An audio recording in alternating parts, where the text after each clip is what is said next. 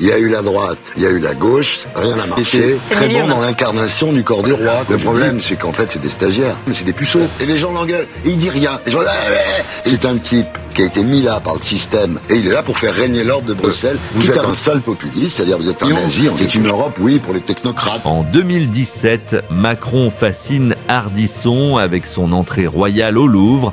Mais en 2024, avec une cote de popularité à 20% selon les sondages IFOP, le président est vu comme un monarque déchu, entouré d'énarques déconnectés. Ce réquisitoire d'Ardisson capte un ras-le-bol national face aux crises, gilets jaunes, inflation, dissolution. Pourquoi ce désamour et que dit-il de la France d'aujourd'hui?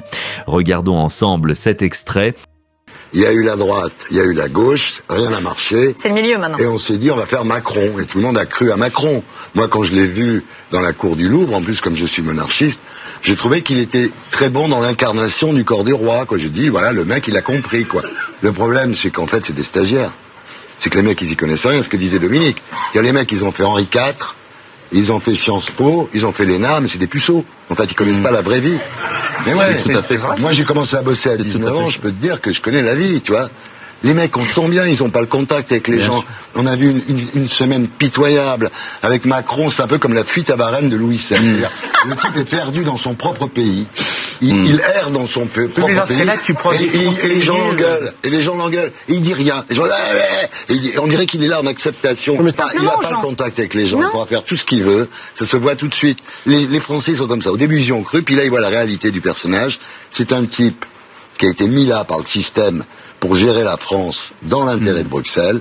Et ce que je regrette aujourd'hui, je le dis calmement, c'est que le seul idéal de ce pauvre pays, c'est de rentrer dans les 3%. T'imagines, quand on racontera ça dans, je sais pas, dans des années, on dira à l'époque, les Français, ils avaient vraiment une ambition. C'était quoi?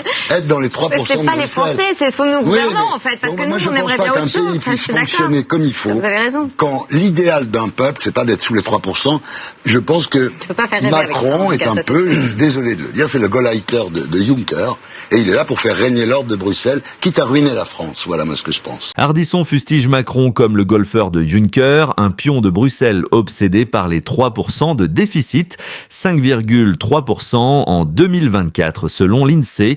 Cette attaque contre une Europe technocratique, loin des idéaux d'Erasme, alimente l'euroscepticisme.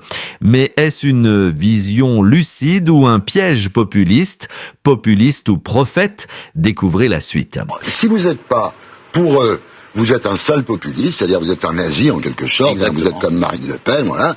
Et si vous acceptez pas... Faites gaffe au raccourci, vous allez vexer Nicolas Dupont-Aignan. Je connais Nicolas, on se connaît. Ce que je veux dire simplement, c'est que si vous acceptez pas ces mesures, vous n'êtes pas écologiste. Voilà. Donc si vous êtes pas d'accord avec eux, vous êtes un type qui est contre l'écologie et qui est nazi. Non, c'est pas une méthode très intéressante de gouvernement, ça. L'Europe qu'ils ont fait, c'est pas l'Europe. L'Europe, c'est Erasmus.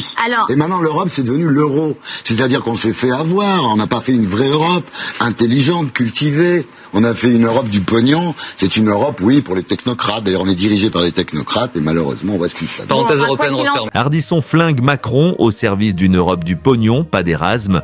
En traitant les critiques de nazis, le système muselle-t-il la France? Ce cri de colère viral rallume le débat. Ces pics applaudis ou critiqués posent une question. Macron trahit-il la nation? Vous, pour ou contre sa vision? Clash dans les commentaires, likez, abonnez-vous.